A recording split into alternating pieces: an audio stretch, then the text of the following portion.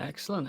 What we're going to do now, because me, Stig, and Candy went and watched the event of the month. Really, I suppose you could call it that. We're gonna triple tag team this. Don't worry. Through the medium of dance. Through the medium of dance, interpretive dance. You've got to watch it on YouTube for that now. Oh God, I hurt. Yeah, we spoiler free. We're gonna be spoiler free. We're gonna talk about Doctor Strange in the Multiverse of Madness. So very quickly, Stiggy, have you not seen this? I haven't. Of course I have. I said he's getting involved in it. Come on, adjust your ears. Of course I have. Hey, I haven't seen it. I thought for a minute, But he's Stiggy planning had. on seeing it, and most people listening to this won't have seen it, so we're gonna be Spoiler free, yeah. Definitely. What I want to judge from you, Candy, first is what you thought. Did you like it? I was hoping you weren't going to come to me first, because I think from reading Stig's opinion in our Discord that we're going to disagree, because That's what I love. Absolutely loved it. It's gone straight into my top 3 Marvel films. Top 3? Yeah. Wow. Honeymoon period. Or in the what? top 10. No, I don't think it is, because I thought to myself, I didn't hear that. I'm not going to pay any attention to it. When I got home, I was like, is it because I just watched it? Classic Candy is my favourite candy. I loved how bonkers it is. I loved the Sam Raimi-ness of it. It is fully a Sam Raimi film. If you don't Here like you go. horror, I would you say- won't like this. Yeah, actually, I will say that one of the first things I did when I came out of it was texted my friend who's taking her youngsters to see it and said, Don't do it. there are some scary moments in it. So for younger kids, it's probably not suitable. I'm not letting my kids watch it. It's by far the darkest MCU film so far, I think. But yeah, There's actual gore in it. Yeah, all apart from, I don't think they show any actual blood, do they? But yeah, there's scary, there's jump scares and there's violent bits. Yeah. And yeah, it's not suitable for. I'd certainly think twice for under 12s. But anyway, I just love the absurdness of it in pure Raimi style. I loved the soundtrack. I loved some of the fight scenes, which I won't talk about because it's a really really fun moment between Doctor Strange and an enemy, shall we say? And An enemy. And the creativity of it and the soundtrack that goes with it, It's brilliant. It blew my hair back. Great. It's Absolutely probably my loved it. favourite bit in the film. All that stuff isn't the issue I have with it. Yeah, well, we'll get to you soon. what I'll say is I'm going into it I haven't read any of the Doctor Strange comics, and I read up very little about it beforehand, so I'm not going with any kind of preconceived notions about what it's supposed to be, where the story's going to go. To me, it was just the next film in the cinematic universe. Yeah. So I really enjoyed it, not knowing, what might come of these characters. Cool. Well, I don't know if Stig liked it less than me. But I'm kind of in the middle of it because I gave it a non-context 3 out of 5. The story the main thing that I took from my trip to the cinema was I was naughty at the cinema because I was at the front of the cinema because it's the only ticket I could get, and I saw a guy drop a massive blob of ketchup on the floor, and I didn't tell anyone, and I watched 3 people slip on it throughout the event. So that was a highlight. I just sat there giggling to myself, and I thought, karma's going to get me. That's Oodles' Doctor Strange review. People slipped in ketchup. Yeah. No, I genuinely, it is more of a Sam Raimi film than it is an MCU film. I get what they're trying to do because they gave the MCU to Taika Waititi a few years back, and it rapturous applause. My favourite one, and they seem to have done it. They did it with Eternals as well. They gave it to what's her name again? Really good. Chloe Zhao.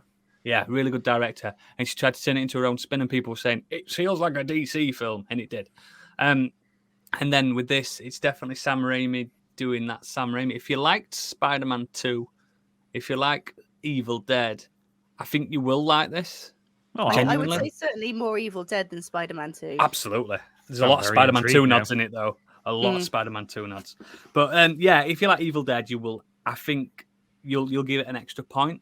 In the grand scheme of things, I think the world is not ready for the themes it's projecting across to everyone. I think it's too much too soon. It's a very important film in the grand scheme of things as well, judging from how it ended and stuff. But yeah, solid 3 out of 5 for me. Stig?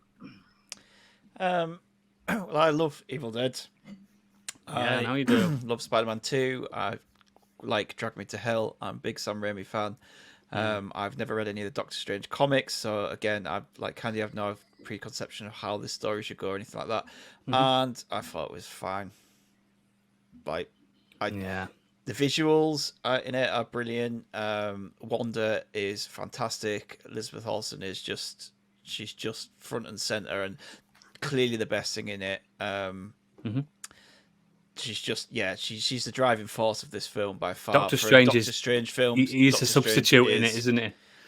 He's just the least interesting character in it for me. He doesn't seem like the main character. That's the funny thing. Oh, he definitely isn't. He definitely isn't. I think that my biggest problem really is the story, and the dialogue is really lacking narratively. Dialogue's terrible. For me, it's weak. I prefer the Doctor Strange 1 film to this. I also feel like his relationship with Christine is just weak as fuck across both of these films, and it just it does not convey why he has that love for her. The only I don't think Benedict Cumberbatch has ever been good with love and romance in anything he's ever done. Remember when he somehow fell in love with the bride in Sherlock? Where did that come from? Do you know what I mean? That's just shit writing. Yeah. But for me, it's like if you watch the What If episode with Doctor Strange, that does a better job than the both films have done. It's way better. So yeah, there's a lot of stuff about it. I don't necessarily agree that people aren't ready for multiverse, and that I think if it's just told well and done well, it's fine. But I think they could have done more with it.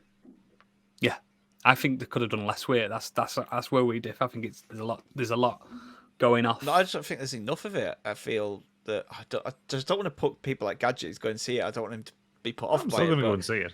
I just don't think that there's much difference.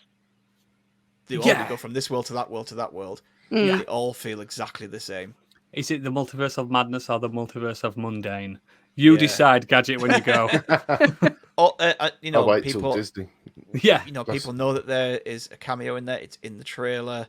Yeah. That was ruined by the trailer because you just sat there waiting. Oh, this is where he turns up.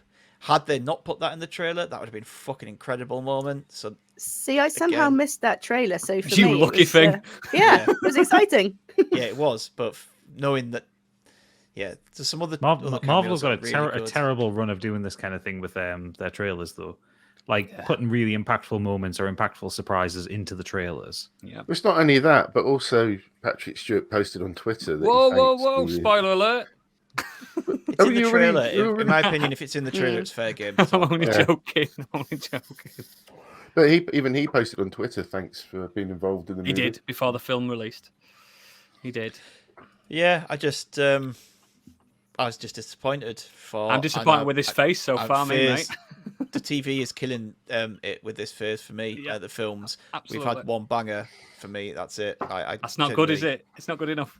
For me, this personally, is the film that's made me excited for the next phase because I wasn't into it. I'm almost on kind of Marvel burnout, and then I saw this film. Like now, I want to know what happens. Isn't this? And again, obviously, I haven't seen the film, so I'm not commenting on the quality of the film itself. But because like this phase has been a bit up and down with the films itself, is this not kind of like because they got to the end of the Infinity Saga and that was built up from Iron Man onwards?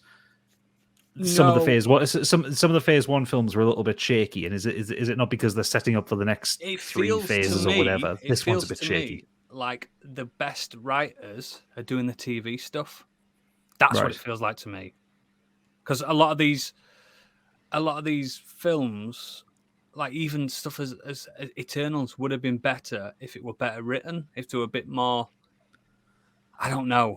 Eternals needs to be a TV series, not a film. Yes, they came out of nowhere, and it's not fair to do that to an audience, in my opinion. You can't just expect people to know who the Eternals are. I've learned that coming into this as someone that does know what everything is. Like I was sat in the cinema watching this, and a certain thing happened, and I was like, ho ho, and no one else did. Do you know what I mean? And I felt This like is also the problem idiot. where they're getting outside of because the Infinity Saga is pretty well known by Yes, they're the non-comic main people. stuff, main people. Yeah, Mm. but like this kind of multiverse stuff, and they're bringing in the deep cuts. Oh, there's some deep shit in there. Some I deep. love Like- that. I like- just don't think they did a good Oh job. no, with it. I know, but like there's a like for instance, like there's a film coming for is it Kang the Conqueror? Like who the fuck knows who he is? Who doesn't read the comics religiously? You know. You'll know who he is if you watch the shows. Well, no, but you know what I mean. Like he isn't out. Yeah. He's not one of the main Avengers characters. What so you've no one got knows to who he is. remember, and me and Stig have talked ad nauseum on this. Nobody knew who Thanos was, Well, true, yeah. and he became everyone's favorite villain since Darth Vader. You get what I mean? This could happen. They just need that build up again. But the momentum on this phase is just off kilter because all the good stuff is on the show. It's in the shows. For me, One of the it's- biggest problems with these kind of movies as well is that when you have a villain, if you take something like Deadpool, the villains in that are shit. It's not You know, Marvel. Sometimes sometimes- the star of it. Yeah, But it's all just- Ryan Reynolds. Yeah, but it's just trying to build up a movie. And I think sometimes when you're doing superhero movies, there's not enough time to get that plot done properly. They're rushing everything. Trust me, with Doctor Strange, it's not the Yeah. villain that's the issue in that film. No, but I'm just talking in general. I just think there are issues that you have with superhero movies when they hit or miss. I think it's a lot to do with what they're trying to convey in that particular story in that short period of time that they've got. That's why the TV shows work better because they're longer. They Yeah, can me deliver that. and Stig say that all the time when I love on our these- show. I love the like 6-parters they're doing. They're not dragging it out to like 12 or Yeah, anything. yeah. 6 seems to be the But it's magic number. long for me. enough to get Yeah. that story across, isn't it? Especially when they're like an hour long as well. That's just the extra kind of couple of hours you need, I think.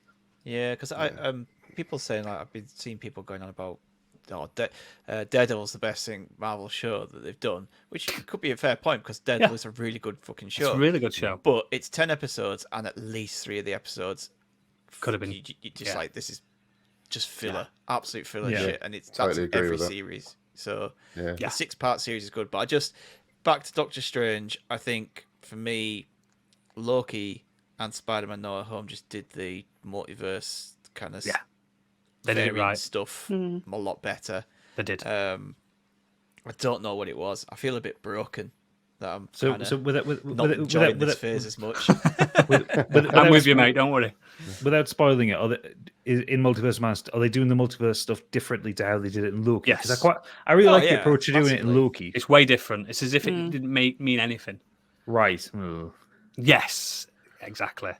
Because As they've if- set up that mechanic in the TVA in Loki. Yeah, well, forget that. Yeah. I will say it is Disappointing. worth watching a couple of, there's probably a couple of ones that you need to watch before. Obviously, Doctor Strange 1. Yeah, One I would Division. watch. One Division and probably What If as well. What If? Yeah, definitely. I haven't seen the What Doctor If. Strange episode of What No. If. Just the Yeah. Doctor Strange episodes, none of the other. You don't have. Yeah. Well, you should watch the others anyway because they're really good. But Can I just say one thing that I really did enjoy about this film, actually, and it's not really a spoiler because it kind of happens right at the beginning, is when Doctor Strange is questioned about whether his one way yes, the right way. what's the right thing to do? Yeah. he's like people questioning, basically saying this happened to me. And this Did you have happened to? like, Did we have to this- lose 5 years of his Yeah. lives? Did we? Was that the only way? Like, Yeah, I did like that. it seems to be quite. Everyone seems to know what happened, though, don't they? Like that, someone's jotted all this down about what happened in the battle and what happened with this, and Yeah. some historian seems to have managed to capture It's everything all that on the happened around MCU Avengers. Twitter, isn't it? It's all on Yeah. their Twitter. That's But what I it did is. like that. I did like someone bringing up what they did, Yeah. what ramifications it had for the general public. If you haven't watched Doctor Strange, the first one in a while, Gadget, watch that before you see it because there's a lot. Alright. It's definitely a direct sequel from that. Fair enough. So yeah, let's not bore people. God, I hate when we talk about MCUs too much because people are like, "I don't like it." It's the biggest film out this week. Exactly. And you're Get it inevitably watched. going to do a spoiler cast of it next week. Potentially. I don't. Me and Stig aren't really like that buzzing about it to do a spoiler cast. That's the thing. We're See saying, what going, you think, Gadget. I'll do one with you if you. we can enjoy all it. do it. I'd rather us all do one, so we've got some positive spins on it. But Right, Gadget, okay. I can tell you one There's thing about plenty of this positive film. stuff about it. You're gonna love the music in it. As a music man that comes from down your way, you're gonna Yeah. fucking love all the music in this. I It's, will say Danny the Danny Elfman, MCU stuff is generally gotten better and better with music over the years. Like they This seem to get potentially some might very be my good favorite composers. soundtrack since like the Infinity War and Endgame. I fucking love the soundtrack in this. I still listen to the Loki soundtrack when I'm writing Scorched Sheep. Mm. Yeah, So great good. soundtrack, that. So good. What's the end credits? Don't obviously reveal it, but are they revealing sort of what's happening next? Well, I know what's happening next, but there were a lot of people in that cinema going, "What? Well, the first one definitely has to Like watch. that. The second one not so much.